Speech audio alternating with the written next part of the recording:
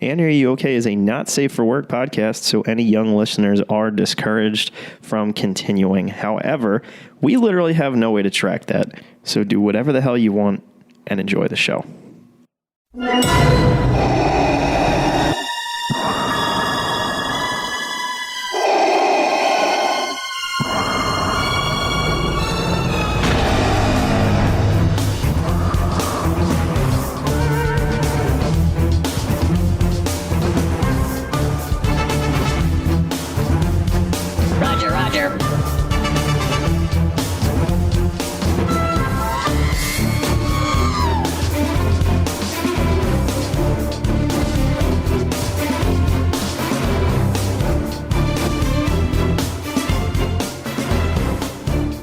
Joe's good. And essentially what happens is we just banter for like a little bit as like into the intro. Into the intro, like, and then there's a running gag of Matt just completely A Star Wars podcast. Yeah, that. Thanks, Matt. So, we like to do like fun stuff where we're just like, you're listening to Annie, Are You Okay? A Star Wars podcast. Yeah, thanks, Matt. And another original member of the show and Matt have taken it upon themselves to interrupt me at every single turn. So, people get to hear the fun music as they come in, and then they're like, oh, wow, ship noises. And then they just hear me getting cut off by people saying, a Star Wars podcast. A Star Wars podcast. Beaming live to the Outer Rim because they're the only people that listen. That's exactly right. That's exactly right.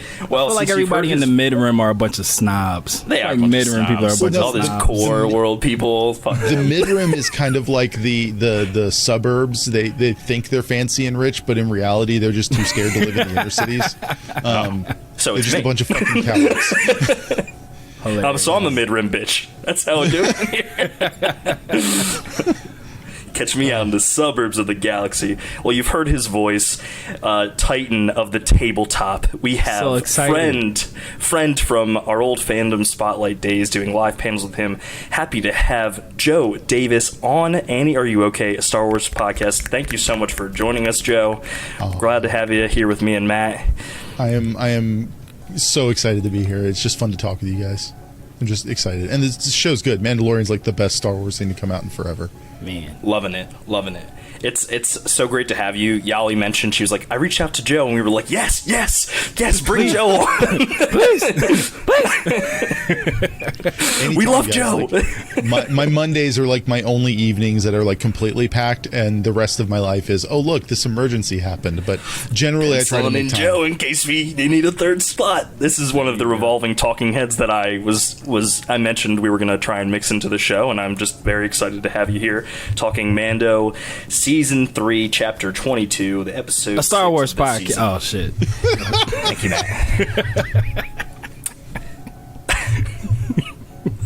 Tell me how you really Metachlorian feel. It never gets old. It's just going to keep going. It doesn't. Midi-chlorian love, that sounds like a band name. I feel like we can come up with some like Star Wars band names. 1,000%. That's something that we'll have to. We'll do a whole episode band. Around that. Microscopic, even. A very tiny one. We could do like a risque song called like C3 Peep Hole. Yikes. R2 deep enough? There you go. There's actually a band that has a song called R2 Deep Throat, and then they're escaping me right now. I feel really bad nuts. Because oh my god, I'm like blanking. All my friends who are metalcore fans are going to be so upset with me because I can't think of the name. Chewbacca my car.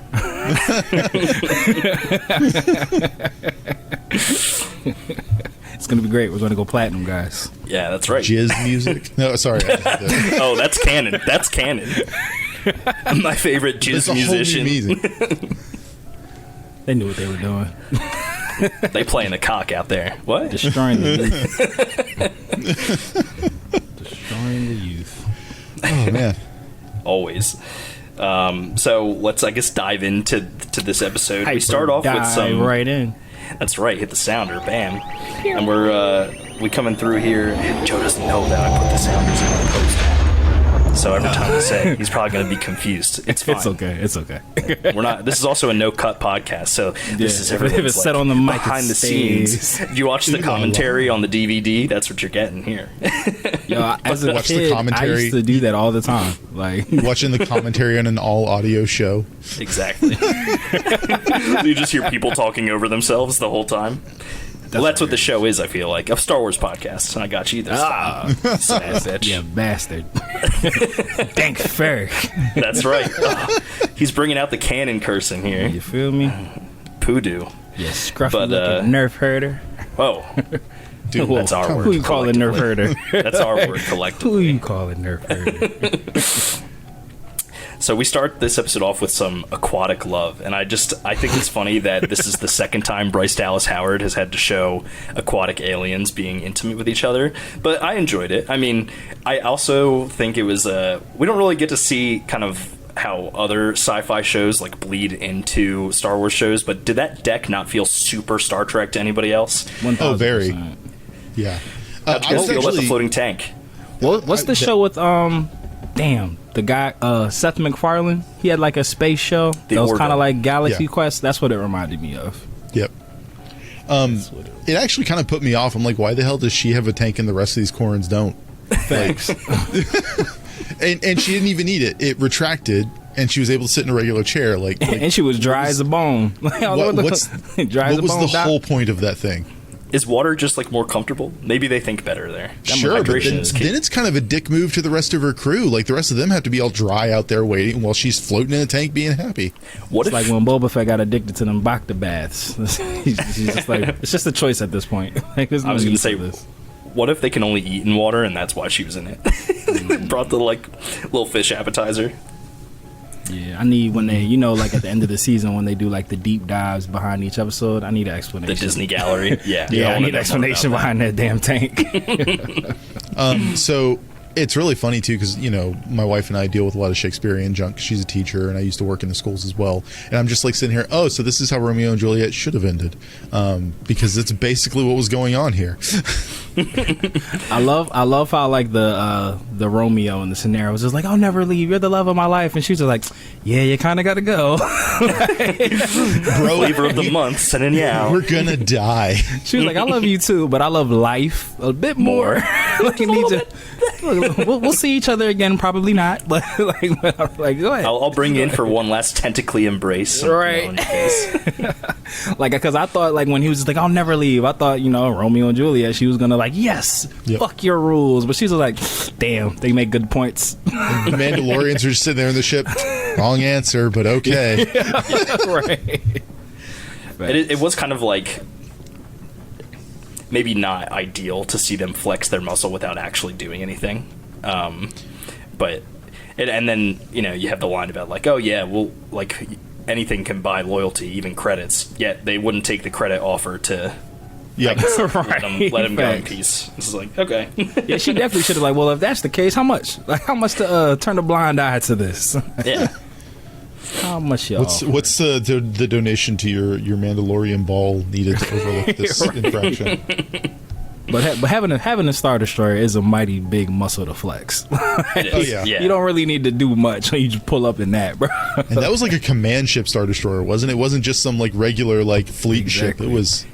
It's like, I think it was one of their like frigates. Like, it's like not quite Star Destroyer level, but it's like the next class of ship that would be like underneath it. But now that the Empire's completely gone and they're scrapping all of them to begin with, I would say that it's probably one of the biggest ships in the known galaxy that could like pose a threat at this point in the timeline. Yeah. Similar to like the Pirates Corsair, like destroyer, which was I think it's cool that like we continue to see these things make their way across our screens, especially since it feels like they're embracing a lot of the ILM magic that they. I don't know if you guys had any time to check it out, but like a few months ago, Disney released Light and Magic, which is like a whole documentary on ILM, and it's like 7 episodes long, and it goes through like the creation of it. Obviously, a lot of Star Wars influences, but like the turn in technology for like the T1 being like a huge thing, and like I've learned that Jurassic Park was originally supposed to be all claymation, which I had no fucking clue. Oh shit! And then it ended up being like the most groundbreaking like CGI movie before The Phantom Menace. So they're like DNAs across everything, but I feel like they're making their way back into some of the model making, and it's looking really nice in the show. And I'm sure that they have digital models for everything else, but it does look pretty crisp. It's not just the model making; it's like the puppetry as well. Yes, because, yes. And they're doing that. Definitely feels like they're pulling the Jurassic Park technique of having an actual physical model there, but then touching it up in post. Because that's exactly how they did most of the stuff in Jurassic Park, especially the T-Rex. Yeah. But especially looking at the Korrins, like those freaking tentacles when she was giving them the weird face tentacle hug. It's really odd to say that because that usually means something way worse. Way worse. Mad different. But in this situation, it's actually kind of weirdly wholesome. If it wasn't for the whole their ship's about to get blown apart if they don't do this. But that definitely had to be CG on top of physical effects. Yeah, I agree, and it kind of worked seamlessly for me. I don't know if you feel a different type of way, Matt, but no, I loved it because we've talked about this on this podcast, on previous stuff we've done with fandom. Like, I love the return of practical effects. Like, I hate CGI just for the sake of it being CGI because, like, you could tell, like it comes across in the actor's performance that they're just speaking to a tennis ball. Like, it just kind of looks superimposed in the screen, and a lot of times it's for simple stuff. Like, you could have easily just did that. I feel like Mandalorian and Book of Boba Fett has been really good with, like, returning back to, like, seeing the aliens actually practical effect, because that's part of the reason why we love Star Wars. Well, sure. even the sequel movies, the like BB-8 was a practical effect technically. They just the what we saw was not what they saw on set. They had a little robot rolling around that they would control and stuff. So even if that's how they do it, at least they're doing it that way. Yeah, something there. I think like the sequel trilogy kind of like took the best of both worlds and made it work together. And then everything else since then, I've actually been seeing, like, and last week we praised the fuck out of the CG model for Zeb. Like, we were gushing over how nice it looked, which is great because, like, there are some where it's like, yeah, it makes sense to just like lean into that and do the completely computer generated character, but it really feels. I'm losing my train of thought here, but it feels like we're getting the best of everything. In fact, I've been seeing criticisms of, like, the volume now, which was so weird because it was such groundbreaking technology in the first seasons. Now that people feel like it's, like, cheapening the experience, I'm like, what are you looking at here? I think the fact that the actors have something to play off of is great. Yeah, I feel like that's Marvel's fault now because I feel like it was like Star Wars thing, like the volume, like because like we got really introduced to it with Mando season 1. It was like, oh shit, but then they started using it for like Quantum Mania, and I was like, all right, everybody shouldn't have keys to this building. Too many people are using this now because I do feel like I love the volume, but I do feel like now because we're so used to it, like you can tell when a scene is in the volume. You're like, they use the volume. Well, and not everyone can use it right either. Like that's the thing. Part of the reason it worked really well for the first season of Mandalorian is Jon Favreau was really behind a lot of that creation stuff, and that was the technique he made for the freaking Jungle Book live action.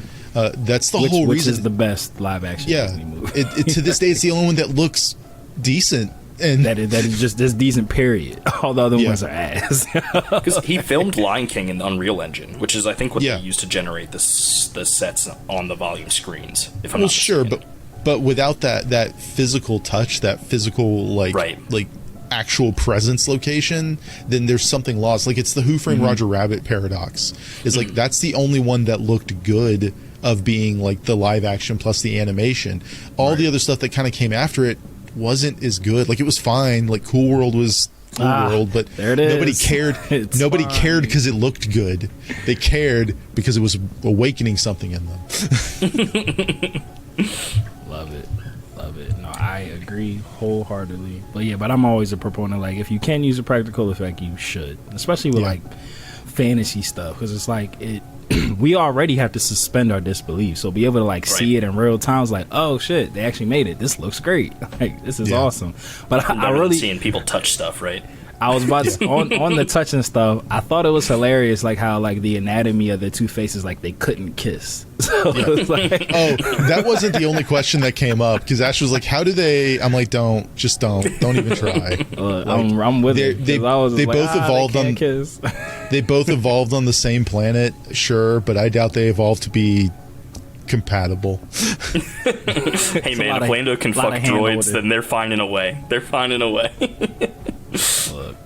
There's nothing wholesome about Lando fucking droids. She's with the ship now. She's with the ship now. Every time Lando walks back into the Falcon, he's probably like, I'm inside her. Nah, you know he has like a special port like hidden away that only he knows where it is. It's the input port. Come on, man. 1000%. Plugs in, can hear music. Yeah. It's like that. Remember that toothbrush that played music, so you could like hear it in your head when you brush your teeth. It's that. It's that. I just imagine it's definitely smooth jazz, right? I'm sorry, smooth jizz. There you go. It's just it's recordings of him giving himself affirmations. That's what it is. So He's pretty. Like, you're so pretty. Your hair look great today. No one wears silk like you do. Look at you rocking that cape. You can any color, you can wear any color combination and it's always perfect. You're the reason that capes are back in style. It's just a bunch of that. So we do get a throwaway line at the end of the exchange with the Mon Calamari and the Quarren about a job on Plazir-15, which is where this group of Mando mercenaries ends up, and we see our two co-tagonists at this point. It's not Din Show anymore. That's a great word. Co-tagonist. I like that. The Geralt and Yennefer of our little story. Yeah, so what did I tell you? I told you, Mikey. It's fucking that is exactly The Witcher. What Matt said. Yeah. Oh, you have no idea. I have so many references locked and loaded. It's miserably bad. I don't ship them, but if it happens, I'm not going to be upset. Well, no. It's not about shipping them. It's about Grogu. That's what I say. Mommy and Daddy. This is exactly what I said. Mommy and Poppy. Yeah, like episode 2, I was just like, that was my one gripe. I was like, that it's too reminiscent of the Geralt and Yennefer and their forced family dynamic. I was like, oh, this is The Witcher. It's that same plot. And it's not like it's the first time that dynamics ever existed, but when it's the most recent pop culture craze to kind of build it up, then you're like, yeah, no, I see it. Yep. They did the thing. We'll never stop referencing that meme on the show. Every episode, it makes its way in here. It's made it into my, like, if there's like a Mount Rushmore of memes, like that's it. It's the Rick snapping meme. I lean more towards the Leo version, but same message. Oh, well, that's his character. See, I was going with Peter at the movie theater when they say the name of the movie in the movie. Oh, you said it. You said the thing. And that's where I'll have to become Superman Returns. Superman 4: The Quest for Peace. Yeah, that's. He said it. He said it. Oh, Family Guy. Yeah. We always go off on tangents here, and I can't not bring it up. But I love when they're in the theater and it does like the before movie trivia. And they're like, this actor was in Forrest Gump. Tim Hanks. Fucking Peter. Facts. I feel like Family Guy makes it into almost every episode of this podcast. It finds a way. Somehow. We have to reference some animated thing. It's contractually obligated. You already know. Schnowdo. So, but yeah. So where are we at? Plazir-15?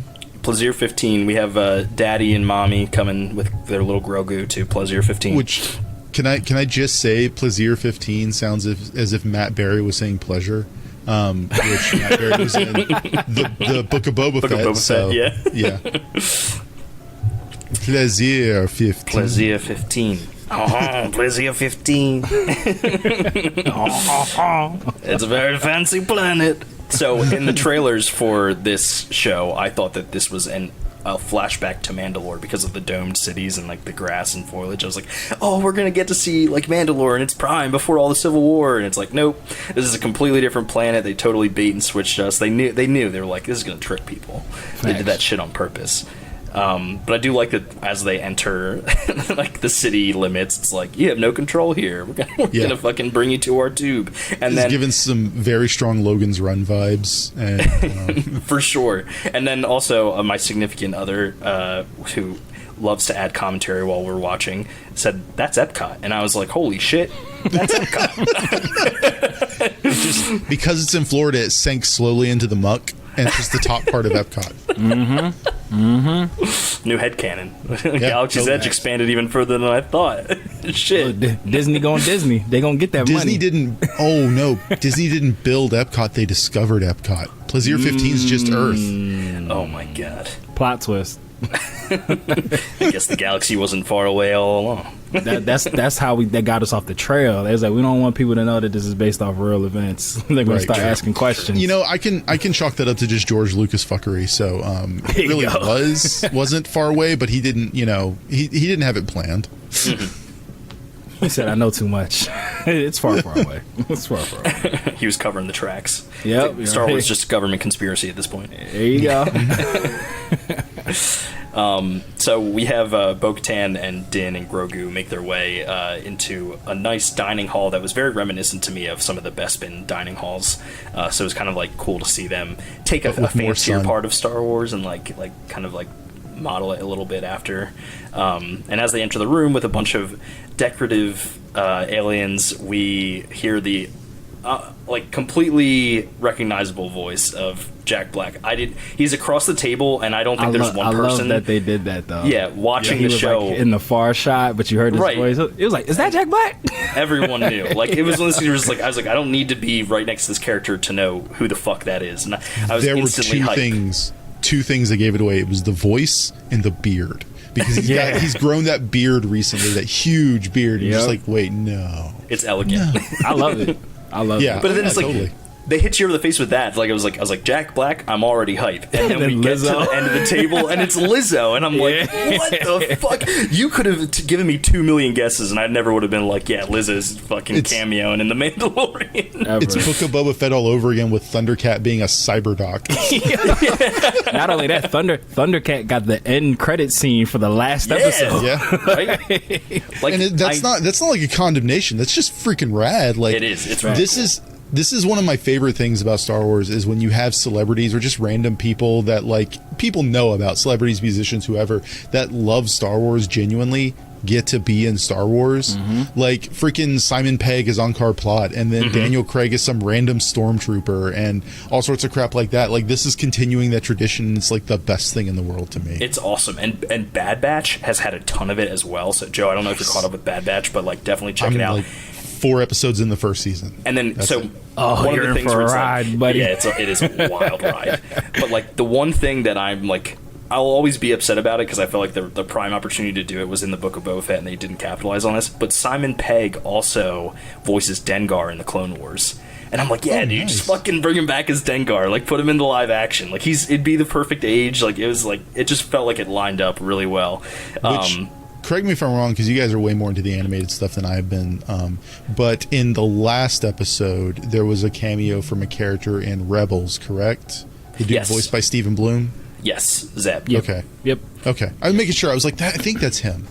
Yeah, and he's a great character. Like, honestly, if there's anybody if there was a Rebels character that could get screen time and have it, like, make sense from the, like, original crew of the Ghost, Zeb is the one who fits the best for the story. So it was cool to see him make that cameo and not have it detract from the story. Like, it made a lot of sense for him to be there. That he'd still be doing like Republic shit. Absolutely. Yeah, totally. In the blue suit at that. Yeah. The blue flight suit. It was it's nice to see that they diversify. They're not all neon orange. Did you Mikey, did you see that I guess we can call it a fan theory, but they're now saying, based off of Zeb's appearance in the last episode, and kind of like with Ahsoka on the horizon, pretty much slated to be like the next show up, they're saying that the events of Mandalorian, where we're at right now, are happening before the epilogue, or prologue's the one that's after the fact. It's the epilogue. Epilogue. Yeah. Epilogue. The epilogue of Rebels, when Ahsoka goes back to Sabine, when she has like the white coat on and everything. They're saying now, like, with her having like the white outfit on, and then obviously Lothal being built back up, because it was like all Empire-fied before. They're saying that actually is gonna be like the end of Mandalorian season 3. So saying that there was like a time skip. I buy it, and I'll give you a reason why. Dave Filoni has gone on record saying multiple times that Ahsoka and Gandalf are very similar characters in his eyes. And in Mando season 2, Ahsoka and Book of Boba Fett, Ahsoka shows up wearing gray, and she shows up in white in the Rebels epilogue. So something's going to happen between now and through her show or something like that that's going to cause that shift. Exactly. And I also have heard a rumor that the first 4 episodes of Ahsoka take place prior to the epilogue, and the 4 episodes take place after the epilogue, which to me would be a really good way to split up the story and kind of do a little more timeline explaining. Maybe we could see more interactions between Ahsoka and Luke, because it just feels that it would lean itself to that for her to learn a little bit more about what she missed in the time that she's away from the galaxy. And even further, like, you know, it's a completion of that deep connection she had with Anakin, 100%. Portraying out, like, getting to see his son grow up, his son and daughter for that matter, though. I don't know how they're going to handle the Leia situation. But, you know, getting to see, you know, Luke is just probably like, okay, well, wasn't all a waste. Yeah. And I'm pretty sure Hayden is confirmed to be in the Ahsoka show, so whether there's flashbacks that happen or if we get to see his Force ghost, I think they'll handle it properly. That was him in Obi-Wan, wasn't it? Yes. Yep. He was in it though, a bunch actually. And so Hayden, that actually, when he did an interview recently where he said he's indebted to that team that put the Clone Wars together because he's a huge fan of the show. He watched Clone Wars and Rebels in preparation for Obi-Wan, and I love when like the actors kind of come back, but they also check out the source material for like, oh, where's the character been since I've been gone? Considering there's so much there. And that's another side too, is like, you know, when you have these characters become so deeply entrenched, like Sam Witwer is one that I absolutely love, starting off as the freaking secret apprentice in the video games, the, I guess, non-canon, whatever you want to call them, and then ending up wasn't he the voice of Darth Maul? Darth Maul, and that's like, that seems like a dream come true. Any nerd in our age group is like, I get to voice who? Yeah, okay, right.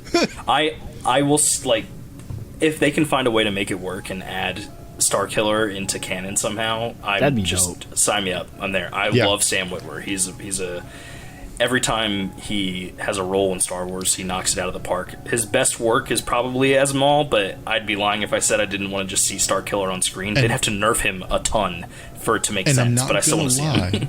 I'm not gonna lie, with all the cloning crap going on in Mandalorian leading up to the movies, I mean, what's a better time to bring out the ultimate cloning BS stuff from Star Wars' history?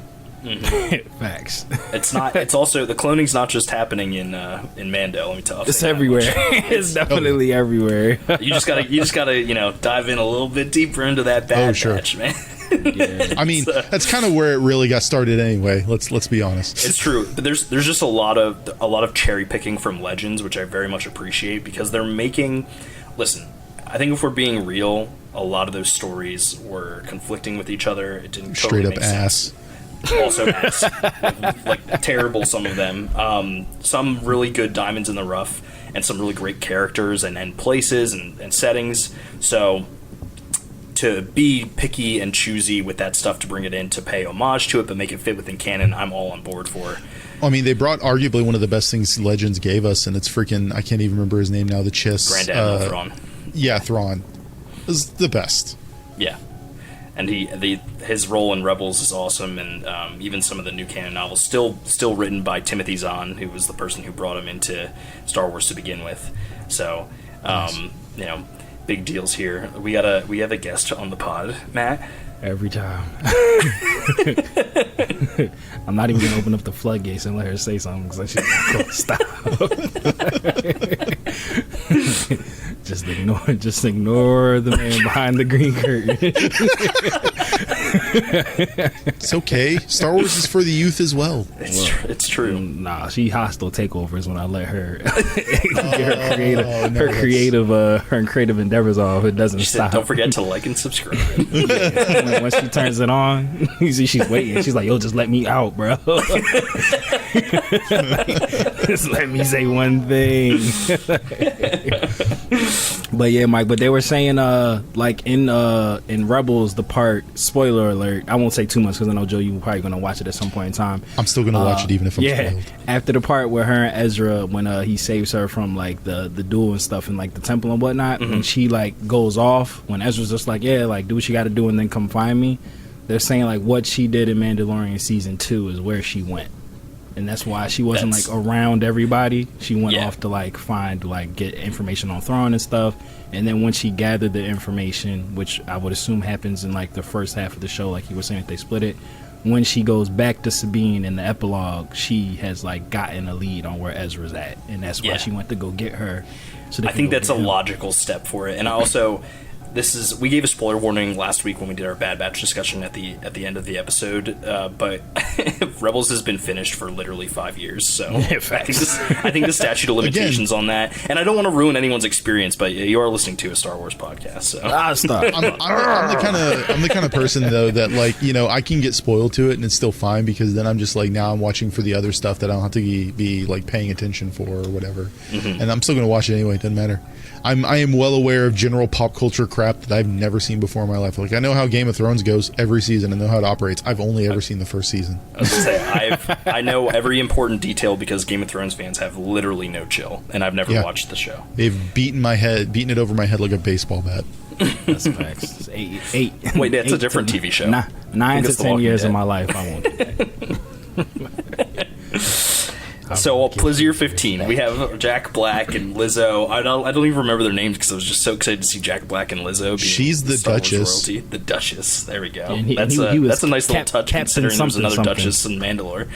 Yeah, he was Captain something. He had like a real fancy name. I like. I know it's Captain something. But it's cool that it's like, okay, this is an Imperial who literally bought into the amnesty program, and now the entire point of the civilization on this planet is to have the people kind of like live. I don't know if luxury is the exact word, but to live a free life and not have to worry about like the I guess like the they problems don't have to toil. True. Yeah, there's no suffering on the planet. They get to live in literally like a utopian democracy. I feel like opulence overflow.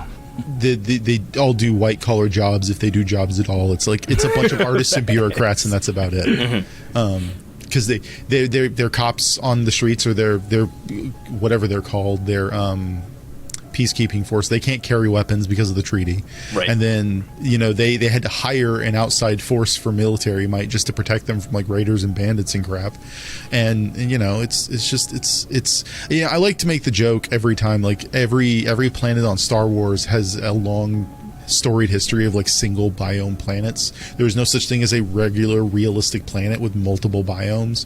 Like, Tatooine is sand, and the planet from Obi-Wan where he went to and he met Kumail Nanjiani, that planet's biome was crime, and this planet's biome is the 1%, and it's basically how it's going. How's that work being the 1% of everyone in the civilization is the 1%? Like, well, when you're talking about like a galaxy, when you're talking about a galaxy-wide civilization, like you go. Even people on Coruscant have to work. Coruscant's a slum. Let's be honest. Half the planet's abandoned industrial space where they planted the whole Empire Revolution. Yeah, no one ever thought to go look over there. No, those red buildings. We don't go over there. You think any nefarious shit might be going on in that building over there? Nah. Ask Yaddle. Nobody would dare go over there. That was a deep cut for those who know. It's still too soon. Yeah, sure. I'm sure it is. So we Bo and Din want to talk to the Mando mercenaries because they're on this mission to obviously bring the Mandalorians back to the covert and like unite all Mandalore. So they want to speak with them. They don't know how it's going to go. Bo-Katan's kind of like dealing with it as they go, but we see some of Din's old prejudices come out, learning that the problem on the planet has to do with droids, and what ensues is a bunch of really fun buddy cop dynamics on this planet. I have two deep thoughts about this episode regarding this situation. First off, if the Mandalorian is not the most D&D shit I have ever seen in a Star Wars story ever, I don't know what to tell you. Like some episodes ago, a kid was kidnapped by a dragon, so they went dragon hunting, and they had to use like Monster Hunter tactics and crap. And then this time around, they're on a quest to go find some more party members. They're building the army to go fight the big bad or do whatever. So they get to this planet with nobility, and what does nobility do? Fetch quest. So go do this thing for us. Like, oh, I'm sorry, you random adventurers showing up on our planet have these skills we don't have. Well, why don't you go do this thing for us, and then we'll deign to give you this other thing you want. And then, you know, it then devolves into like every 80s movie buddy cop trope stereotype. It's like Red Heat meets Lethal Weapon in the worst possible way, and the best possible way. It's so funny. Lethal Heat. Yeah, because like you get essentially like a Star Wars Law and Order episode. Yeah, facts. And like the beats play out the same. You get introduced to the bad guy Christopher Lloyd, who we'll get to in a second. Like in the first, who by the way is one of the most famous guest stars they have on the episode. Yeah, right. So compared to Jack Black and Lizzo, but yeah, Christopher Lloyd outshines them both a little bit as being sci-fi royalty. And you go through all of these steps, through all these places, just to find out that it was Christopher Lloyd all along. It's like very Scooby-Doo in that sense, right? But see, the sad thing was too, it wasn't Christopher Lloyd doing like actual nefarious shit. It was Christopher Lloyd being like, I'm proud of my planet's heritage and fuck Jack Black. Yeah. No.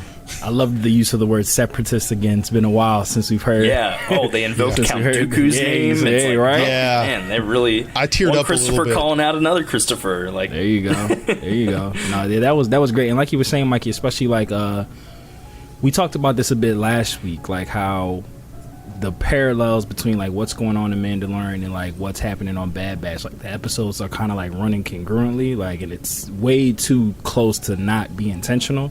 But yeah, like the thematic part of it, yeah. To have had that, on purpose. yeah, to have had that episode, like a couple episodes back of Bad Batch, where they went to Dooku's home planet, where he kind of like shit on all his people to go off and become a Sith and start the separatist movement and stuff. So to like have his ideals still be present, like to be reminded that there were a lot of people who supported his whole faction came up off of his ideas. To see that that's still out there was dope. Because Dooku came, like, the whole reason Dooku even went to the Sith is because he was like tired of corruption and like stagnation in the galaxy, and he's like, the only way to do something is to change something. So it's a quick watch for anybody who's listening to this and has Disney Plus, but Tales of the Jedi goes into Count Dooku's fall, and there's also an audio drama that's much more in depth, but Tales of the Jedi is fantastic. Like, I 100% recommend. It's probably like an hour and a half worth of content, maybe a little more.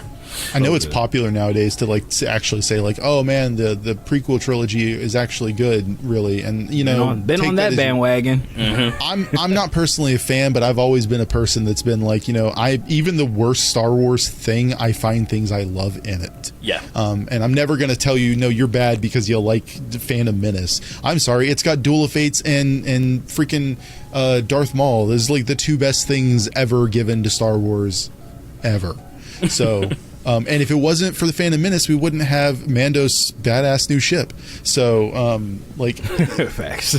We can have issues, but Star Wars wouldn't be Star Wars without him. But even then, with those prequels, like, Dooku was one of the best parts, and I love the fact that they're now pulling from those prequel movies to make things happen now. Not just Bad Batch, but they're referencing stuff. This episode wouldn't exist if it wasn't for the prequels. Period. Bottom line, there are so many references to it. Just in the show in general, and I think it's funny, and we kind of talked about it a little bit before we got on camera here and started recording. But there's a lot of people who didn't like this episode, and listen, it's fine. This episode. I get it. I know that it's not fine. Star Wars is very polarizing. It's not okay. It's like, this is the campy shit that's like referencing a bunch of other different like pop culture things. Like Star Wars is so good at doing that. This is what I love it. People that are crapping on this episode, all they ever want to see is battlefield after battlefield and laser sword fights. That's all they ever want to see. Right. It's not what Star Wars is. That's why. And there was a lot of action in this episode. There was. Almost each story beat had some type of fight scene in it. But that's why I've adored the freaking Mandalorian and Book of Boba Fett. Actual season 3 of Mandalorian. But that's why I've adored it, because we get to see stuff in Star Wars that isn't just Jedi versus whatever flavor of Sith we have going on right now. And it's glorious, and it's like the best stuff. Yeah, can we talk about how this chase scene in this was leagues ahead of the chase scene in the Book of Boba Fett? Yeah, the mopeds were going like 3 miles per hour. The Vespas, the colored Vespas, the colored the Vespa speeders. Yeah, I loved the chase scene on foot, and just to see like the B2 battle droid like kind of go off. Like obligatory watch those wrist rockets, but like at the same time this thing is like mowing through like the townspeople, and it was just great to see all the stuff. And you even get the action sequence of like Din runs into the bar and then jumps through the glass to stop him. I was like, this is so this is so like derivative, but I love it. When did they become Blade Runner as well? Because that felt very much like one of the chase scenes in Blade Runner. Harrison Ford classic. That whole droid bar thing, that was probably my favorite part of the episode. Like, because it was like, I love how it was like, it's exactly what you think a droid bar would be like. It was quiet as shit in there. Like, it wasn't lively. They were all like zen as I like fuck. how it's all going off until they show up. And then you know how like it does the thing in Star Wars, like they did this in A New Hope, where when they walk into the cantina, everyone stops and they look at the door and they're like, what the fuck is going on? But then everyone gets back to their business. But in the droid bar, all the droids stop what they're doing and look on to them, and they never go back to doing what they're doing. It's like a hive mind, like completely paying attention to their interaction. They're probably still doing what they're doing. They're just sub-processing it on the right? It's just being That's uploaded. a good point. They're all hooked up. They're like, I can't leave right now. Shit, like, I got 10 more minutes. I loved all of that. I also talking about the battle droid. I loved how like the one that eventually like ran away, he had just had enough, because like when he first got kicked, he didn't react. When he got kicked again, he's like, all right, motherfucker. That first droid that Din like kicks over, which by the way screams Boston Dynamic video, but like that first battle droid is like motherfucker, right? Yeah, because the first couple of one was because like the first couple took it. Like, I was like, all right, back in the day, I'd have but the one that had enough, like he kicked, like I loved how like, because they could have just had him kick it and then the droid like reacted, and it was like, oh. But for him to like kick it and then he fell, and he's just like, I'm not gonna do it. I'm gonna turn the other cheek. But then he kicked him again. He's like, all right, yeah, no, that's enough. The battle droid from Boston. Roger, mother effing Roger. It's really funny too. When that thing started running, I'm like, somewhere on Tumblr, someone is watching this show, going like, man, that super battle droid kind of thick. Because like, that is the droid I'm looking for. Because I don't know if they buffed them up or if it's just the better quality graphics we have access to now versus the older movies, but like the droids looked bulkier too. It was just, I don't know what it was. It was interesting. Definitely an updated model. I feel like the best shot we get at them is in Attack of the Clones, when like the one like backhands the B1 that it's like walking next to and then decides to like go off.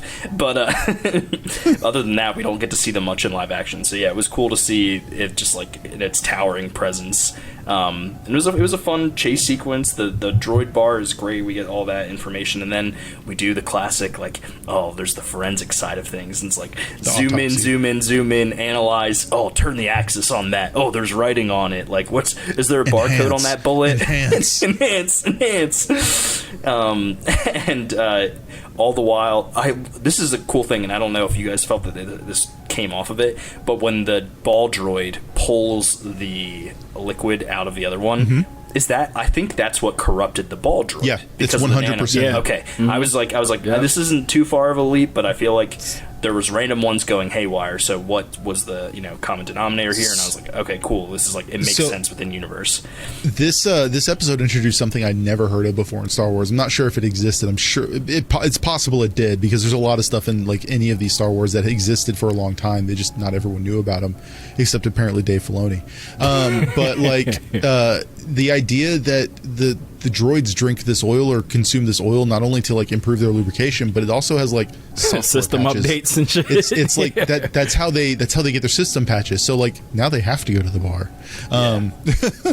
But like I just thought that was fascinating. I never understood that concept before, and now it's like, oh no, that makes absolute sense. That's how you keep droids updated and going.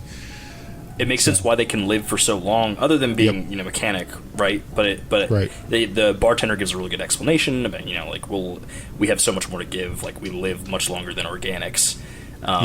And to have like the patches be like in this liquid, and it's been referenced in like, and this is a really deep cut, but because I watch literally almost everything, the Lego Star Wars like Freemaker adventures, their droid Roger, which aptly named because it's a B1 battle droid, is constantly drinking like he calls it like the good stuff, which is like high quality oil, which I'm assuming is similar to this. So the other thing is interesting is there's definitely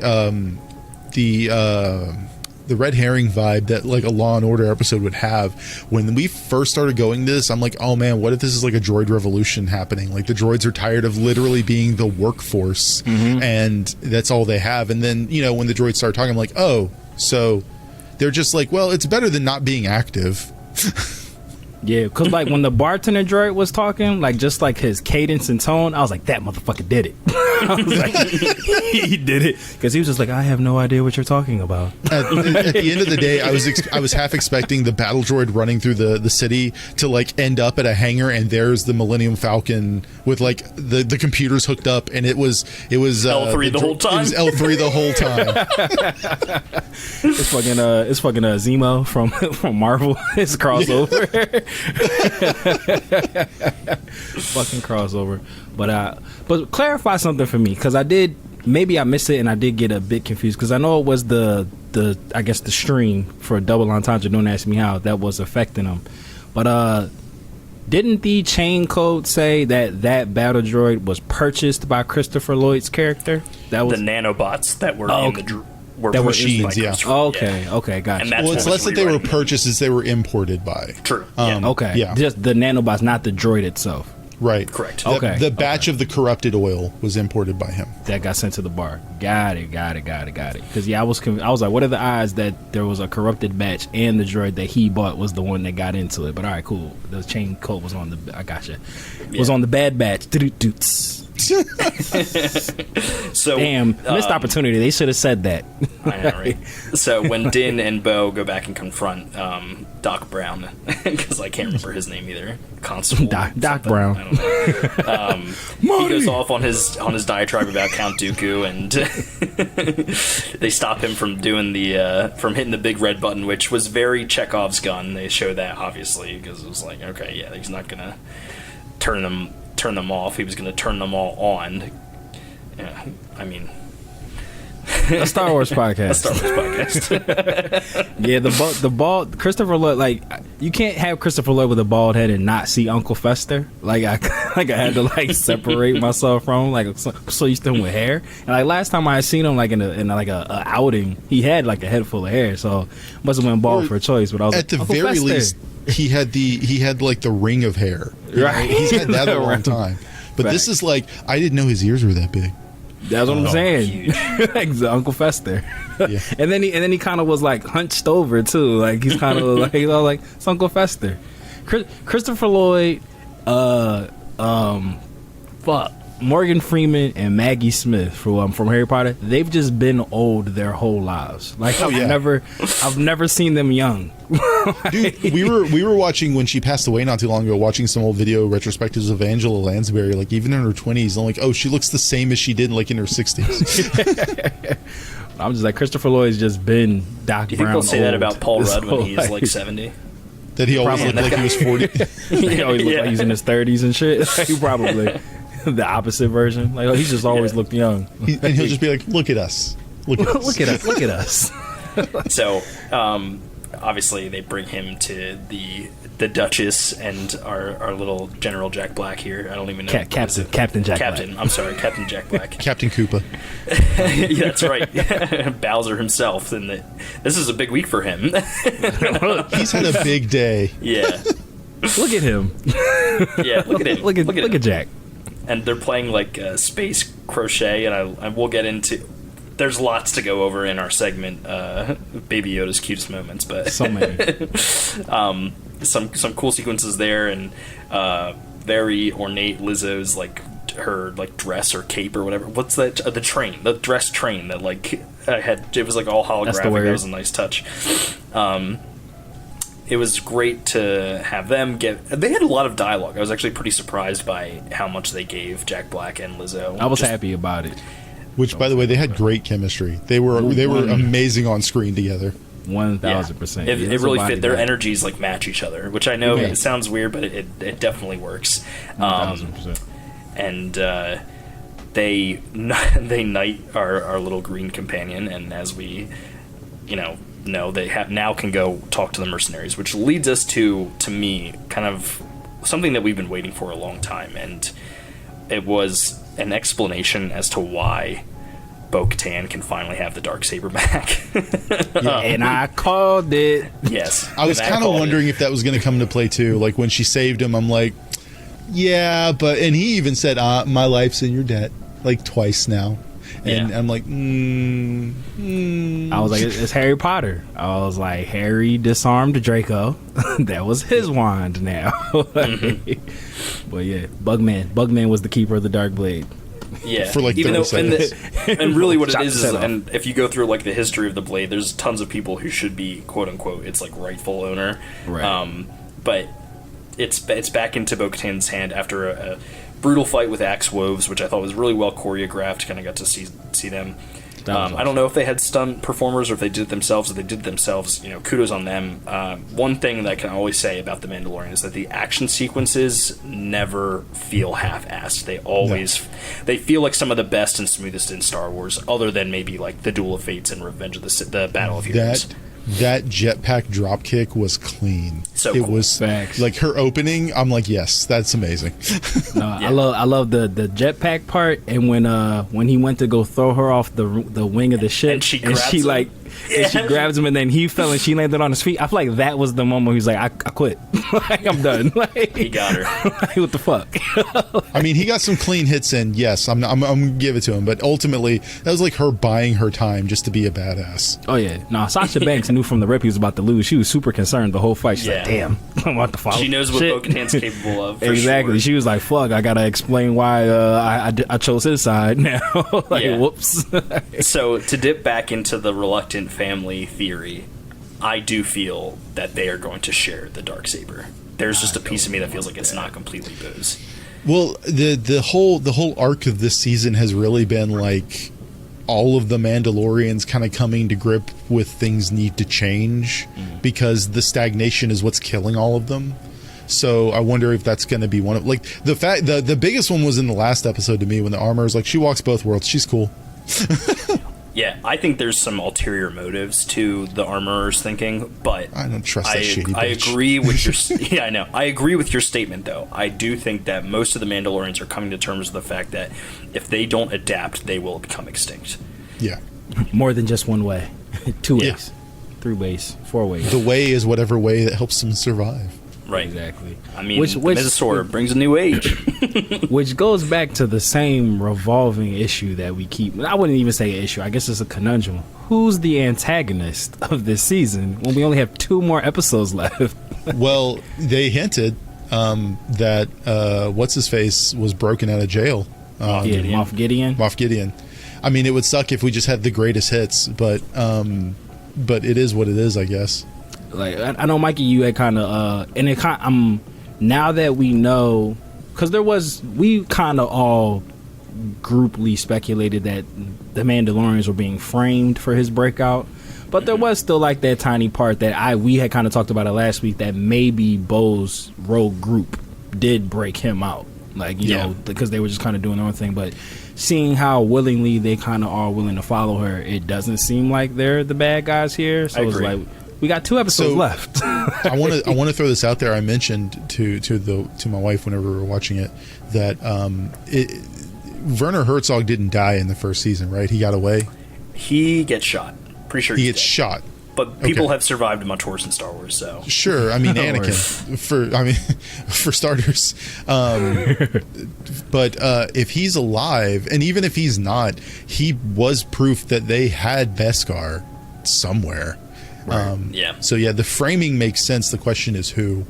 But I like Mikey's theory of it being Thrawn, because if this is, which they kind of showed their hand, and we speculated last week that this kind of what Book of Boba Fett was for Mandalorian for this season, it seems that this is going to like be the alley-oop to Ahsoka, and I now feel like Din's actually probably going to be like a reoccurring character in that show to some extent, because it's like it's only 2 episodes left, and there's like mad threads that they could still pull at, or also, just continue through into a next show. Does the show really need to end at like season 3? Like, do we need to resolve all the storylines? That's what I'm saying. I don't. And if Ahsoka's especially going to be like the. But I think because they were talking about the whole arc of all these live action shows are going to nudge right up to the new movie or to the sequel trilogy, and like there's 9 more years to cover, so. Yeah. There's more than that, I think. I lose track of time. I think it's like I think there's 30 years between Return of the Jedi and The Force Awakens. So I knew there was a large amount of time. I just couldn't remember how much. But I don't know. To me, it's this idea that there's a lot they could do. I think it's really nice though with them not only planning to retake Mandalore eventually, but they have the track of land on Navarro. So now they can kind of slow things down a little bit if they had to. Like we got a glimpse of it when they were on the weird dragon planet, and now they're Jurassic on. Park. Yeah, we've now been calling they're on it Jurassic Park. I'm gonna say Navarro's single biome is progress, because like that planet is steadily better every time we see it. It was magma, but now it's progress. Yeah. There you go. When he's like, they can have the land west of the magma flats. I'm like, magma flats though. Because of them hot springs. That's the selling point. Yeah, that's true.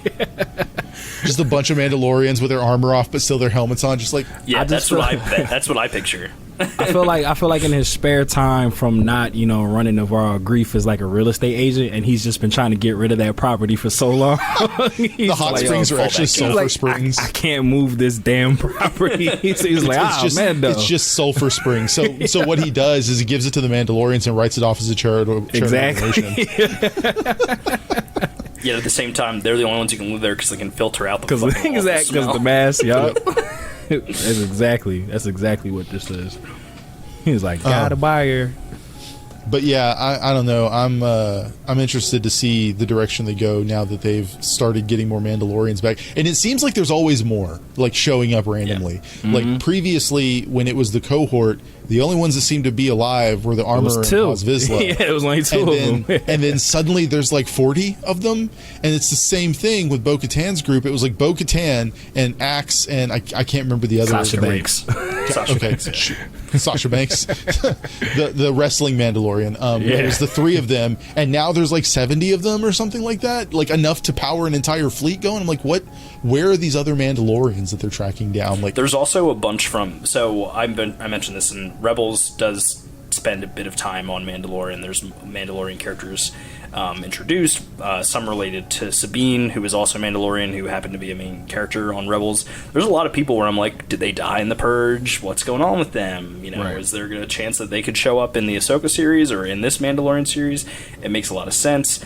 Sabine's mom fought with Bo-Katan during the Clone Wars, so it's like they're tight, like they're friends, like. Yeah, it's there's a mutual respect between the 2 of them. So because they're a royal family. Sabine's family's a royal family as well, right?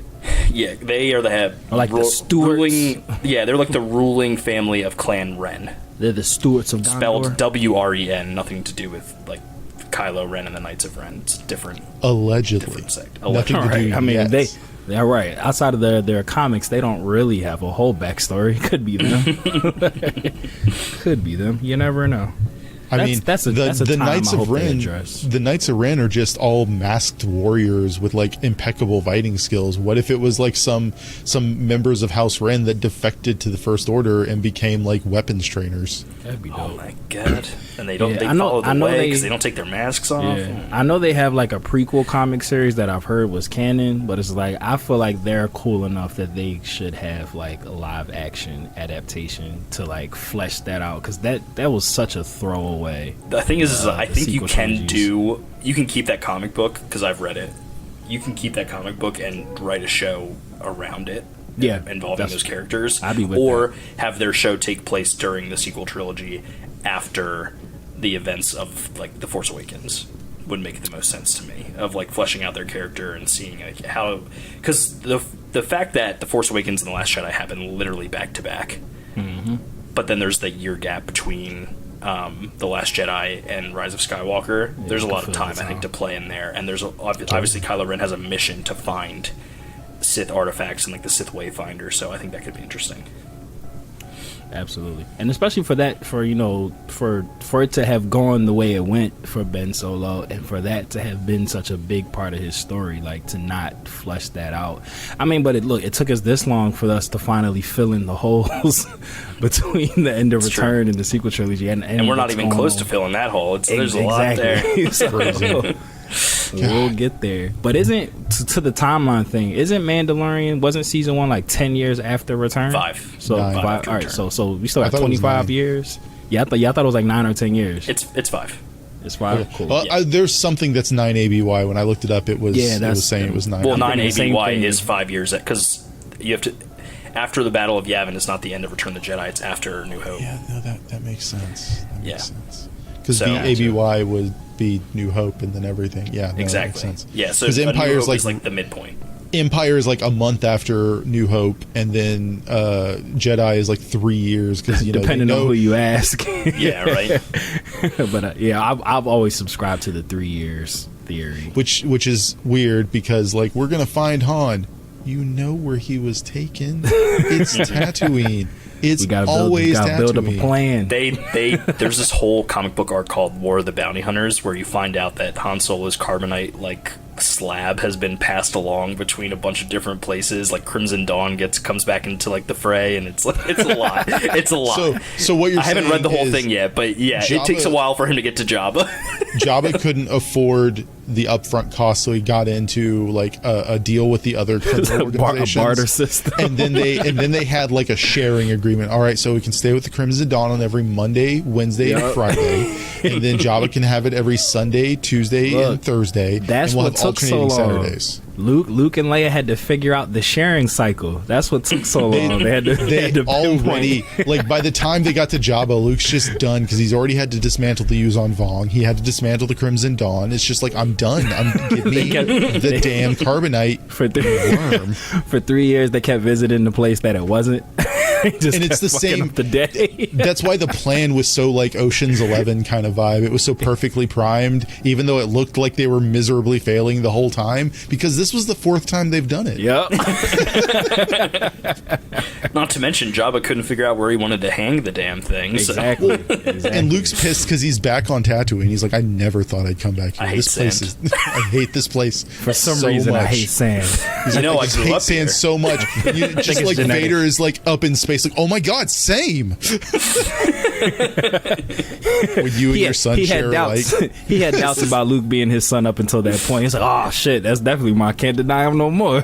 all that's ringing in my head right now is the robot chicken thing, where he's like, "Wow, that really hits me where I live." Gary here can't see his daughter because of people like you.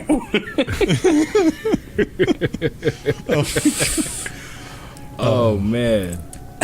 A Star Wars podcast. A Star Wars podcast. All right, let's dive into. We're hitting an hour mark here, so I'd love to dive into our favorite segment here on And Are You Okay? A Star Wars podcast. We're gonna hit the sounder for Baby Yoda's cutest moments.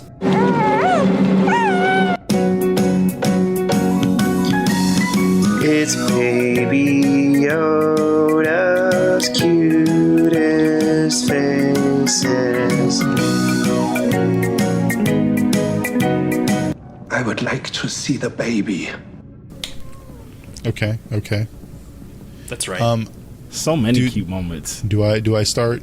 Yeah, go ahead. Oh, please do. Please. There's several. I absolutely love. I have two, but if I'm going to pick one, Take both. Go ahead. Okay. Well, the first is when Mando is just sitting there, Dan is just sitting there like he doesn't like strangers, and all she has to do is pull a little fish. He's like, oh, I'm out.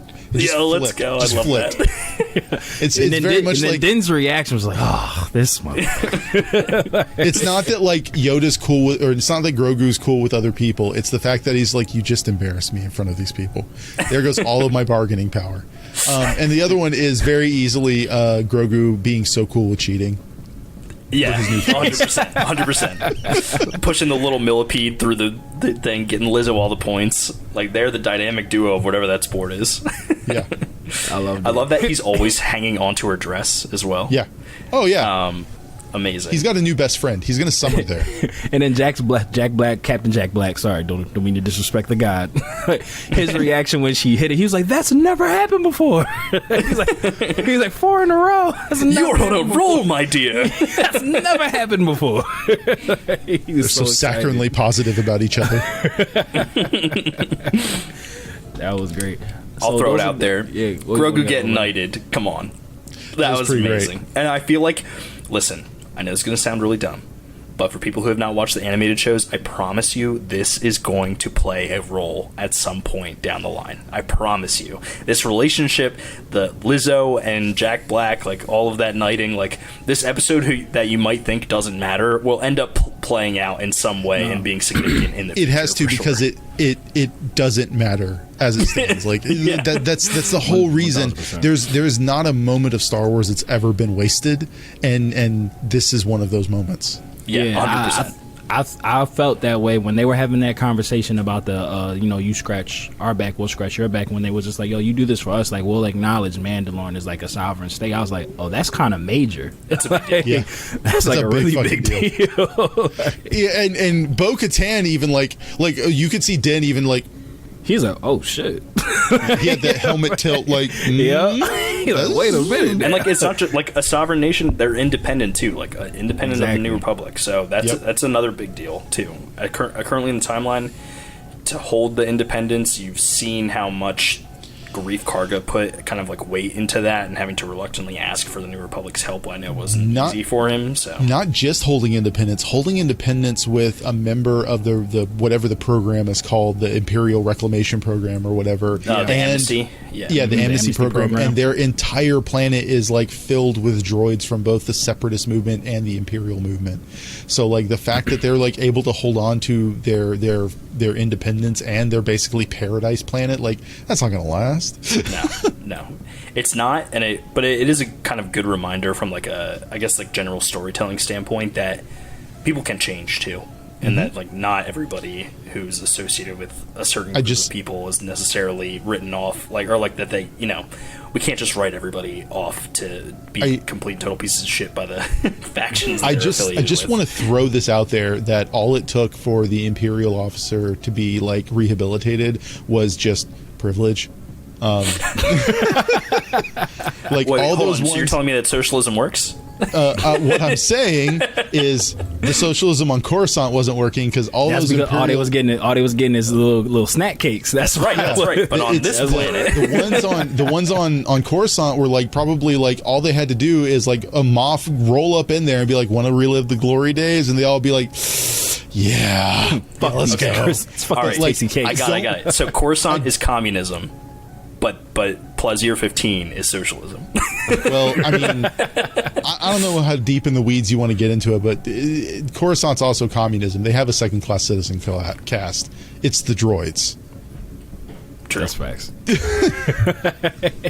Nuke dropped. Like they're not doing too great either. Not everyone is actually working together. I have a sound clip for a seismic charge in the file somewhere. So, but Christopher Lloyd even said it like this planet would fall apart without these droids. He's like, yo, if your droids shut down, they're fucked. they don't even know how to wipe their own ass. That's essentially what he was saying. I do like the point that you made, Mike, that not everybody can be a piece of shit. Like some of these people had to like be redeemable. Like I love the disappointment in Captain Jack Black's character. Like when he found out that like the droids were malfunctioning, he's like, no, I oversaw the recommissioning myself. Like you could hear it. Like, well, we've seen it before so too. Disappointed. Yeah. With I can't remember his name. I'm so bad with names. With the cloner, the biologist. Oh, Dr. Pershing. Yeah, like, Pershing. I really like got the feeling he does want to help people. He does. Like, That's the vibe. He does. Well, Matt actually feels otherwise. I'll let him explain. Well, there's only 2 episodes left now, so. Well, and he's kind of brain dead now, probably. That's what I'm saying. But I think for the longest time, like that was kind of the vibe. Like, yeah, he's embarrassed of the time. He doesn't want his science to go to waste. But like, if he could help the New Republic with the organ cloning stuff, then why shouldn't he? That would save people's lives. Yeah. So I don't know. I don't think he was being nefarious. Shady agent. Like I don't know what's up with her. I don't know if she's name's just literally Alaya. She's Alaya King. She's dang! It was right in front of us this whole time. I don't know if she's dude. She's a liar. I don't know if she's just like super psychopathic and sipping on the New Republic Kool-Aid, or if she's playing other games. So like I don't know what's going on there. Yeah, I think she's definitely not sipping the Kool-Aid. I think she's a deep undercover Gideon-aholic. Gideon or yeah, Thawne or and that's why I'm torn, because like I feel like that's such low hanging fruit, because it was so telecast that's where they were gonna go. What Mikey was referencing, Joe, was like pre where we're at now, like 2 episodes in, when I was just like, who's the antagonist here? I was saying like, what if they were trying to like 52 fake out us, and Alaya was actually really trying to help the New Republic, because Pershing actually was a scumbag. Like he actually was like, and that's possible. Really a piece of shit. But, like, I still think it can play out that way. It's not like dead. Yeah, no, it's very feasible. For me, it's the idea that Star Wars isn't that deep usually. Like It is deep, but it's usually not trying to like triple dog trick us, you know? Yeah. Like, you know, granted it's Filoni, and Filoni's a little better, and so is Favreau. They're a little better about trying like to bury the lead and give you something a little deeper than that. But like, you know, we've already had 3 Star Wars trilogies where it was Palpatine the whole time. So, and technically this one is Palpatine. This one is Palpatine the whole time, technically, if you want to get big picture about it. But at the end of the day, like, to me, Gideon is just the Mandalorian's Palpatine. Yeah, no, I can roll with that. I guess just my whole thing with that, hopefully like plot twisty theory was, I hated the exposition that they let him give that speech to the Senate. Like, cause like if the goal was to always shut down his work, why let him get up and say like, hey, this is what I did, this is how it could have been a service in front of the powers that be? Because somebody's gonna be like, oh shit, this might be helpful. But them be like, nope. Go ahead. Matt, let me tell you about a magical thing called public relations. I know. So this is what we like to call derogatorily in the industry spin. This is spin. Okay, this is them telling the entirety power base, not just the power base, but anybody watching at home for the New Republic, that like this guy is going to make your medical lives a lot better, and they're like, but it's dangerous, so we're not actually going to let him do it. So it's you know it's the whole idea that like his cloning science and technology is going to make the world a safer and better place, but you know that's part of the empire, and we can't even let people have biscuits. So like gives them flashbacks of worse times. My favorite part of that whole thing was that Joe literally pushed his pop filter away. It was he's like, y'all gonna get these bars. Let me learn you something big, Matt. let me tell you something, brother. The whole thing about the Republic and Star Wars has done this for a long time. They have basically tried to say little guys are the better option and bureaucracy's bad in every form or fashion, whether they're well-meaning bureaucracies or literal tyrants. They're always bad, the big faceless bureaucracy, because the New Republic is being played off like at this point they've lost the soul of the rebellion. They're just the business. That's it. Like, what is happening behind that's what I was laughing at. Okay, so gymnastics. Doing the Jedi training, the Grogu flips. So we got it's another segment here on Annie, Are You Okay? A Star Wars podcast. It's time for Ask Me Anything. Anything. Yep, that's right. And this one comes from, so, you know, I've been trying to get questions for the past couple weeks, and our listeners, they're not really stepping up to the plate. And I know people are listening. Now look at the statistics, so, you know, shoot me over a DM. I don't care if you've already asked a question. They're nervous. Hit me with it. But I got one for this week. This one comes from my better half, and it's, you know, it's a pretty good one. It's very Annie, are you okay? Let me tell you that much. But it is a fuck, marry, kill, boys. So I'll give you your options. And it is fuck, marry, kill, Zeb, Hondo, or Yoda. So I'm lost. Which one is Zeb again? Zeb is the purple guy from last week. From Rebels. Okay. Rebels. The big purple guy. All right. Hondo is essentially Jack Sparrow in space. He's shitty bounty hunter, shitty pirate bounty hunter guy. Yes. Okay. And then Yoda. So kill Hondo, because that just seems like the easy answer. Fuck Zeb and marry Yoda. Yoda can cook. The stew. He can cook the stew. Canonically, he's a homeowner. He's the leader of an entire organization, so he seems like real like home material. Zeb seems like the I'm too wayward and wanderlusty, and I don't fucks with pirates, so kill the pirate. That's fair. Matt, did you want to go next? Yeah, I'm going a bit different. So I'm marrying Hondo because I'm down with pirates. Fair. I feel like we would have a whirlwind romance. See, I think like Earth pirates are okay, but space pirates are kind of iffy. Feel like he would take me on all his coups. Like we'd have a blast, like living the rebellious lifestyle. I gotta kill Zeb because he would destroy me in the bedroom. My body couldn't take that, so I can't engage in sexual acts with that man. He looks like he be fucking. You don't want to go for Mr. Zeb's wild ride? No. Like I would compare fucking Zeb as to like going to jail and Big Bob taking you on the yard. Like it's just not good for you. Only good for him. But the aftercare is probably really nice, and it's got Steve. Yeah, he's got Steve. Like he's got cuddle me in his voice. big purple fur.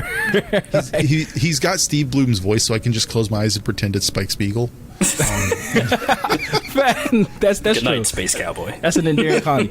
But the way like my life is set up, like I can't afford to just like sit on a bag of ice for 10 hours out the day. That's fair. Like, you don't want hip dysplasia. Hey, I gotta function. I got kids to take care of. Like Zeb, once you go Zeb, you end up in a wheelchair. You know, that's what they say. But the tanks. Right. So I'm marrying Hondo for the thrill. I gotta kill Zeb because that's way too much for me to handle. And I could take Yoda to town. Let's take a little ass to town. I can't believe we're doing this, but I have a different answer than the both. Let's go. I guess I'm about to get split in half by Zeb. So I'm gonna marry Zeb because he's got those big burly arms, and I just like to be held. You know, I don't think there's anything wrong with that. You want a nice hug? Yeah, forever, I feel like forever the little spoon. Forever the little spoon. Exactly, and I could talk to him and hear his nice gravelly voice, and it'd be great. And he's got those big green eyes. I mean, he doesn't want to look into those. I'm gonna kill Yoda, although it's reluctant. And the only reason I'm doing so is that, you know, Hondo, you need to marry someone who's got ambition. And Hondo's always grinding. He is a business owner. He's a business owner. So you're gonna try to kill Yoda. Let's be honest. That's true. Well, let him know. He might just choke on a stew and disappear in a blanket. Look, so. if he's choking on a stew, then he's got worse problems going on. That's the man disappeared in a blanket. I don't know if I just gotta wait him out. Waiting him out might take a while. Yeah, I was about to say might take a couple hundred years, brother. When 900 years old you be, look as good you will not. No, I will literally have decayed by that point. You would have died, came back as reincarnation like a couple different times, bro. You would have lived in a museum. You would have lived many different lives, and he would have been like back again. I love. He'd be able to find you too. He'd find you through the force. Exactly. The diversity of our answers there was peak. I'm so happy that we all did that. But Joe, everyone's first venture onto Annie, Are You Okay? We have a rule here. There's 4 fan questions that I need you to answer. So they're a little. They're easy. It's like Rick's questions off the Walking Dead. That's actually a really good comparison. So I have to ask, what is your favorite aspect of the universe, whether it's like the Jedi, Sith, scum and villainy? When I phrased it to Matt, it was, what faction do you fuck with? Like, what is your favorite group, I guess, or like the ideology that exists in Star Wars that you feel like you enjoy the most or you identify with the most? Hit me with it. So what I love the most about Star Wars isn't even a faction or a single organization or group. It's the fact that at the end of the day, it's the almost perfect marriage of like space and fantasy. Like it works. None of the ships are in good condition. All of them are like held together by duct tape. So it's like the carriage. Unless they're Nubian, and then they're nice and sparkly clean. Those Naboo ships. But even like the Imperial ships look like they're basically like garbage in a shape. Like, you know, I don't know. It's this idea that it is space traveling with like faster than light technology, and space magic exists, but everyone still lives like it's basically the 1920s Dust Bowl. Like Coruscant's just Manhattan in the 1920s, and everywhere else is like the rest of the shitty world in the 1920s. So it's I don't know, it's this weird perfect mixture of all these genres that shouldn't work, but they do. It's like the Jones Thanksgiving soda set of franchises. It's the Yoda's stew of... It's Kevin's chili. Everything needs to get to know each other. Everything gets to know each other in the pot. That's the thing I do best. But if I had to choose a faction, I love me some, and this is kind of a deep cut to some legacy stuff, some Jensari. The Force users that were outcasts from both Jedi and Sith and tried to go, you know, maybe there's a better way, and it's kind of like straddling this idea of embracing your emotion but also not giving in to it. So I'm gonna have to look this up, Joe, because I do believe that they canonized it but changed the name, and they refer to them as the Bendu now. Okay. I think, which is the also... Bendu sages are another one. Okay, so different. That is faction, another but still... Force-using tradition. Gotcha. Okay. Fun fact, another deep cut. I don't know how Legacies this is, but in the tabletop role-playing game, they had an entire species of Force-using entities that were crystals, sentient crystals, and they basically wore droid bodies and pretended to be droids in the daily life, and they were called Iron Knights. So they were the green crystal people from Ben 10. Got it. The Crystal Foxes from Last Jedi. Yes. All right, Joe, next question here. What is your earliest Star Wars memory? So I have never lived in a world without Star Wars, technically. Many of us haven't. Like, you know, our parents' ages are the only people that probably have. But I was born the year Jedi came out. So if that dates me age-wise. But I remember... The earliest I remember is the lightsaber duel in, the second one, Empire. The distinct black and red of those tubes that they were in the Undercroft of Bespin, when they're like going through it. There's just something about the imagery there that really strikes me. But I also deeply remember absolutely loving the Ewoks, and I still do to this day. Jedi is actually my favorite of the original trilogy. I will fully admit Empire is a better movie. Like mechanically, statistically, it is just academically a better movie. I literally agree with you 100%. There's like an objective and subjective list that I have, and I think of the original trilogy. I feel the same way as you guys, but like Empire, I think, is still the best Star Wars movie from like an objective standpoint. It is the Captain America and the Winter Soldier of the Star Wars movies. It is just, there's nothing wrong with that movie really, but Jedi is my heart and soul. So I feel you on that. There's something about when Luke ignites the green lightsaber for the first time on the sail barge that like gets me every time. I don't know. It's that whole scene. It's the thing they make fun of where, but it's also the fact that like Luke's modified R2 to hold his lightsaber now. Like he's a holster. I'm like, okay, it's R2 being Bender, and he's the utility droid. All right, this hopefully is easy for you. I know everyone probably has their own top 10 if you're a big fan, but who's your favorite Star Wars character? Oh God, this is also one that like if you ask me at different times of the day, I'll probably say different answers. But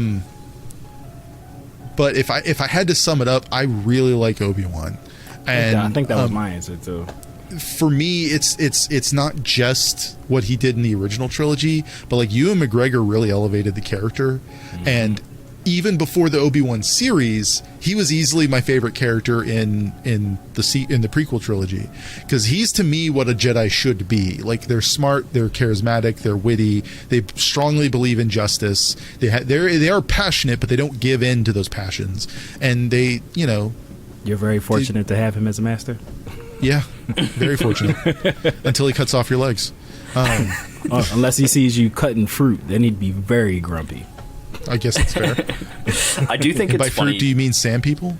Because I think Qui-Gon and Ahsoka are like what the Jedi like strive to be, like from like a general sense, but Obi-Wan within like the dogmatic view of the Jedi is as pure as it gets, and he never falters no matter how many traumatic events he goes through. He continues to lead and you can to see the it light. in Obi-Wan. You can see it weighing on him. Like, he's like, I've done this for so long and I'm just so tired, but like I can't I'm tired, stop. boss. But no, I think Ahsoka and Qui-Gon are definitely what the Jedi should be. Like, absolutely. Like, the caring about doing what's right over literally everything else. But, you know, Obi-Wan is fun, and he's witty and charismatic, and he has a great beard. Let's be honest. He's got a great beard. What a beard. What a beard. All right, final question for you so that people can get to know you a little better for your future stops here at And Are You Okay, a Star Wars podcast. What is your favorite piece of Star Wars content? Now, that can be a movie, TV show, video game, book, comic book. I don't care. Like, what to you is your favorite? So, I'm going to have a little bit of a throwaway answer. My absolute favorite piece of content is the content we create. It's the... And I don't necessarily mean it in the like just the podcast fashion. That is part of it, but anyone that talks about Star Wars with like love and affection and like not really open hate, criticism's fine, but like, you know, people shitting on casting choices just drives me at the wall. But at the end of the day, what I love is tabletop role playing games. You guys know that I talk drill your ear off with it. And the Star Wars tabletop role-playing games have all been a lot of fun. All the ones I've played have been phenomenal. Even the ones I don't care as much for, I've had a good time. Like in the Star Wars Sagas edition back in the early 2000s, I played that a while back, and we played an Old Republic setting where I was a smuggler who was working for groups of rebellious people trying to fight against the Sith, and had my own ship and ended up being the ferry for the party. I was trying to play like a Han Solo but not an asshole version. That kind of stuff is fun. And then when I've recently gotten to play the Fantasy Flight Star Wars, which is by far the best Star Wars game I've ever played, tabletop wise, I got to play a salty K2 droid that after the Empire fell was bought by a mom and pop shipping company, and they removed his combat protocols and replaced him with piloting protocols. But he was aware. So he's just like, you know, when we got into this fight, if I still had my combat protocols, I could have actually like been a help. But instead, no, I got to fly a ship. So it's stuff like that. It's creating the feel of this universe for ourselves, playing in what is literally the biggest sandbox in existence. I like that. I love that your answer kind of straddles the same line that they're towing while they're making shows like The Mandalorian, because it really feels sometimes like they're pulling stuff out of a toy box and just having fun. And that's what a great colored answer, Vespers. So. Yeah, colored Vespas. Yeah, they had to bring toys from a different like faction over, and now everything's making a whole lot more sense. If I'm being completely honest, the whole vibe of Star Wars now is it's being created by people that grew up with it, and whether they're good at it or not, you know, Abrams versus Ryan Johnson. Yeah, I love Ryan Johnson's work. Whether they're good at it like him or bad at it like Abrams, you can tell they love it. It's just what they love about it. Whether or not they just really want the Mimba berries and to like show and play the greatest hits, or whether or not they want to try and elevate the material to tell stronger stories, it's it's love. And you could definitely see that in Filoni and Favreau's works too. Like they were kids when this came out. They're barely older than I am, and they were children. They probably remember seeing Jedi in the theaters, and this is just a dream job. Like this would be I don't know, this is the dream job for them. Yeah. And I feel like they're giving it all they got. And the great thing about Star Wars is that it's like going to an ice cream shop and scooping out different flavors. Like you can have a buddy cop episode and it's fine. Totally. And the Clone Wars, there's literally a kaiju episode with the Zillo Beast. Like it's crazy. There's just room for everything. It was just Obi-Wan was a private eyepiece. Yeah. Obi-Wan was a private eyepiece, and parts of the Mandalorian is like honoring the samurai inspiration from George Lucas's time, and it's just it's everything. You can do so much with it, and it's limitless. And I don't want to see just battle. I don't want to see just war zones. I want to see. Yeah. No, there's more that the universe has to offer. Yeah. And that's for example why I still really enjoyed I think it was Attack of the Clones, was like the scenes on Coruscant. Like we never got to see Coruscant before. Yeah. And then Obi-Wan's story in that movie is a noir film.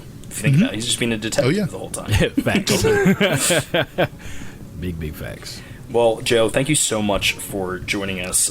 We'll certainly have you back, hopefully soon. Not sure if it'll happen within this season of Mando, but there is plenty for us to talk about.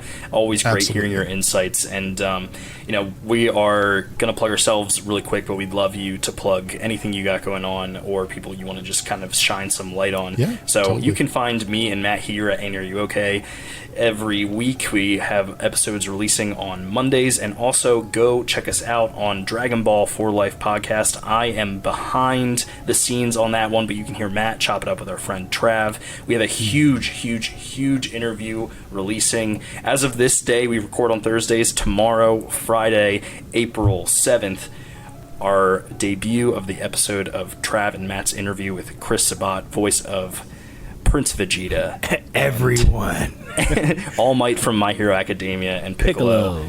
Plenty more. So many great iconic characters. Kuwabara from fucking Yu Yu Hakusho. Kuwabara, man, that's Yu Yu Hakusho's my jam. So good.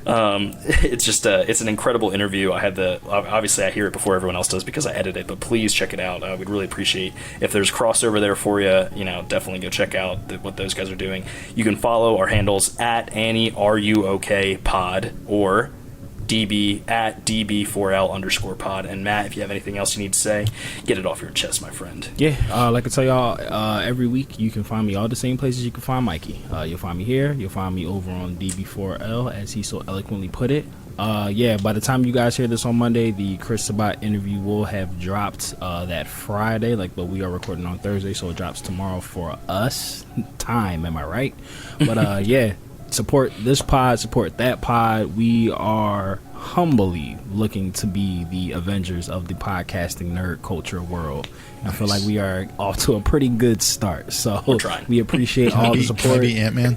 Okay, 1,000%. 1,000%. The roster's fleshing out so quickly. Look, so we appreciate all the support that you guys give as we are expanding our universe. And April 22nd, Cospalooza. If you are in the tri-state area or crazy enough to want to catch a flight to come hang out with the DB4L Annie Are You Okay family, we are teaming up with Riot Nerds to throw a cosplay themed party. Dressing up is optional. It's not mandatory. If you want to just drink and have fun and dance and party and listen to the hits of yesteryear and today, April 26th at Milk Boy on Chestnut 22nd, Street. not 26th. Damn it, why'd I say that? That's my daughter's birthday is April 26th. Happy early birthday. April 22nd at Milk Boy, the one on Chestnut Street, not South Street. Be there. Bow. And Joseph, where can they find you, my friend? Various places. I'm on Twitter and, as long as it exists, TikTok, where I'm at the Spice Must Joe. Love that. And I am on Mondays. I'm on a Pathfinder 2nd Edition podcast called All Guns No Glory for the Rollmongers Network. They're on Twitch and YouTube and Twitter and various places where you find podcasts. But they also have, I'm not in this one, but I just wanted to throw it out there because it's a little cross promotion. They also have a weekly Star Wars tabletop role playing game podcast called We Shot First. And I just wanted to just throw it out there. Yeah, the guy, Jeff, who runs it, likes to come up with really fun, clever names for each podcast. There's one where we're fighting abominations and monsters in an underground crypt, and it's called Monster Interrupted. And, All Guns, No Glory just kind of feels right for a steampunk Western themed, like, fantasy with shotguns world. It's right on point. So, kind of perfection. I'm playing in the All Guns No Glory game. I'm playing a catfolk inventor by the name of Atticus Smokefur, and it's just a lot of fun. I load my gun with the healing power of whiskey and shoot people with it. Hey. No shortage of storytelling coming from you guys over at Rollmongers. It's great to hear it. Such crazy crap. I love it. All right, that has been it from us here at Annie. Are you a Star okay? Wars podcast? Thank you, Matt. Joe, thanks what kind for of podcast us. is it? A Star Wars podcast. I don't know. Last time I checked, I think we were talking about eating ass last week. So, I guess that's our cue to be out. Is it Bothanass? How'd you know I was done? The Force is strong with this one. With this one, indeed. And hopefully the Force is strong and with you. Bye, everybody. Bye.